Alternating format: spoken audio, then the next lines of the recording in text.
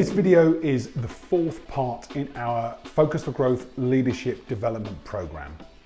Now, the fourth competency area of leadership in this program is connection, and it's the connection you create as a leader to the key people in your network, in particular, your teams. Now, before we go there, let's just do a quick recap on the three previous competency areas, and each one builds on the previous area. So we started with vision.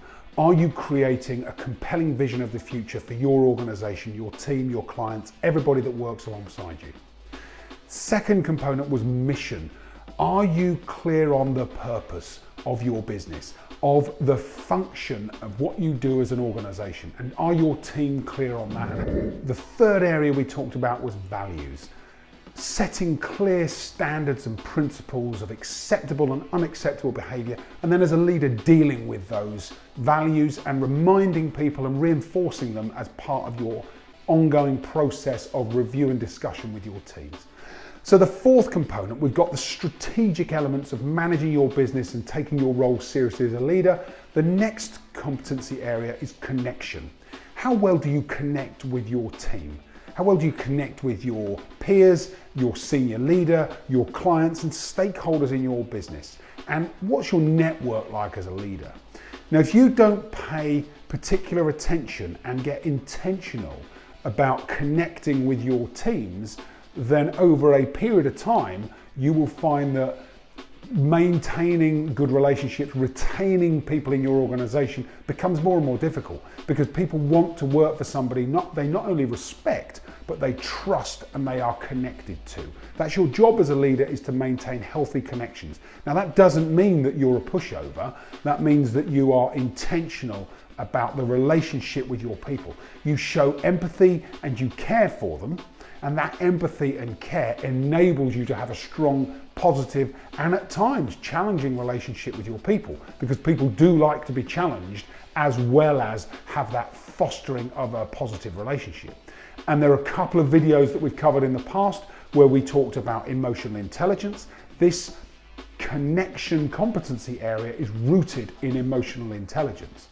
I also talked in the past about the emotional bank account, the investments that you make in the relationship with key people in your work life that enable you to have strong relationships, but also to make demands on those people as and when you need them to be committed and show you great loyalty. And that may be through difficult periods of work, it may be through difficult times in your career or in theirs, but that investment in the relationship and that continual interest in those people in the business is really important to establishing and developing that strength of relationship.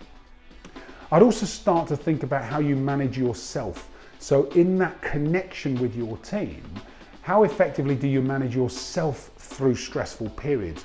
Do you allow issues that come up at work, poor performance to proliferate? Do you allow that to affect the way you react and respond with your teams?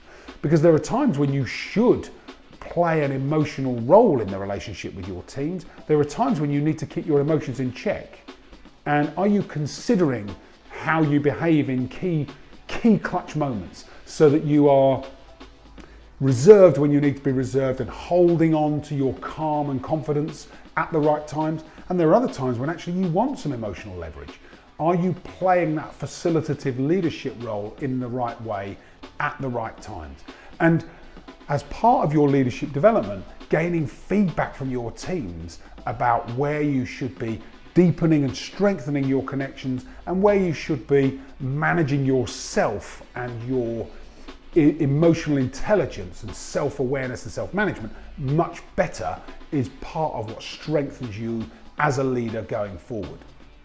And the final piece is around getting to know your teams. How well do you know your team members, your peers, your senior manager? How interested are you in them as a person? Because, in our lives, we take ourselves into every part of our life, our work life, our personal life, our relationships, our family connections. And your role as a leader is to get to know your people, understand what motivates them, understand how they want to be managed. Now, there's a certain amount of management and leadership that you have to bring to that relationship, but understand what each member of your team needs and try and deliver on that as much as is possible alongside meeting yours and the company's goals. But if you can tailor that approach to each individual, strengthen the connection, you will get a higher level of engagement and motivation from your teams. And as a leader, the commitment to performance you can generate from your team members that you have a stronger relationship with is greater than those that you haven't made that same investment in. So your challenge this week is to look at the connections with each of your teams. And if that means making a note of each individual in your team and maybe your peers, people that are important for you to get the job done and for you to perform at the highest level possible. Start to make an inventory of the relationship, the quality of the relationship with each of those people.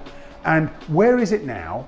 Where would you like it to be? And what investment do you need to make in each of those key relationships so that it strengthens that bond and improves the performance and the commitment of those people?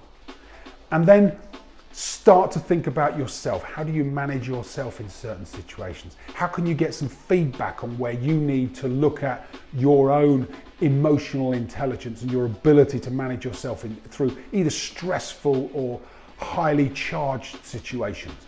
And those two things, so relationships with your teams and key peers, so an inventory of where you are and what you'd like to change and improve, and then a bit of an inventory around yourself and your own behaviors. What are the situations where you perhaps need to take a look at yourself and start to improve your own behaviors, whether that's confidence, whether it's managing your emotions more effectively, either side of the spectrum there. And each of those will give you generate self-awareness that's going to be very valuable for your future development and your career success. So I look forward to hearing how you get on throughout this week, and then we will check in on Friday when we look at your responses on the connections with your teams and that management of yourself in those emotional states. So have a great week, and I look forward to checking with you on Friday.